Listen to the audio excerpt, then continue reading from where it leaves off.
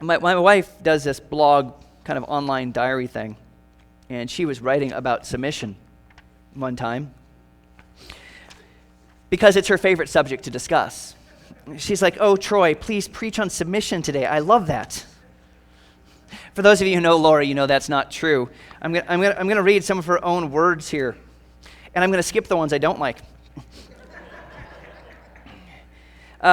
But it just talks about when we first got engaged, that she knew this concept of submission was a biblical concept, but she didn't like it. She knew she would just have to deal with it. And she says, "I wasn't that kind of girl.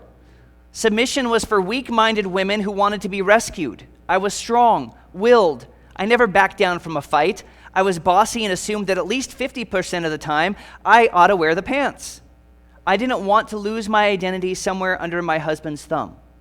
That's who she was, felt like she was, and yet she goes, "But God said this, so I'm going to have to just grit my teeth and do it." And she says, "But Ephesians says, 'Wives, submit to your husbands as to the Lord.'" Yeah, I didn't much like that one. At 21, I was still working through the part about submitting to the Lord. And his perfect will for my life is perfect. Submitting to my husband, a fallible man, preposterous. And says how, but in our conversation, it kept going. And this we're going to get to. Ephesians 25 and 28 and 29 says, "Husbands, love your wives, just as Christ also loved the church and gave himself for her. So husbands ought to love their wives as their own bodies. He who loves his wife loves himself. For no one ever hated his own flesh, but nourishes and cherishes it, just as the Lord does the church." Well, at the very least, this was getting better. At least my husband was expected to love me as Christ does. What a tall order. Much taller than simply submitting. And then it says a little bit later, to submit means literally to put under. To my 21-year-old self, this looked like an identity squashing, a heavy boot descending on me and all that I was.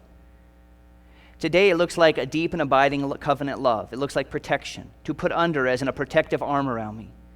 And then it goes on saying that Christ gave himself from the church, and how I, as her husband, am called to do the same, to be trustworthy, to take the blame, to be responsible, and maybe even give my life for her. We're hoping that doesn't get put to the test, incidentally. You see, what we think of submission as I have to lose my identity. Husbands, and we're skipping ahead, your job is to let your wife flourish.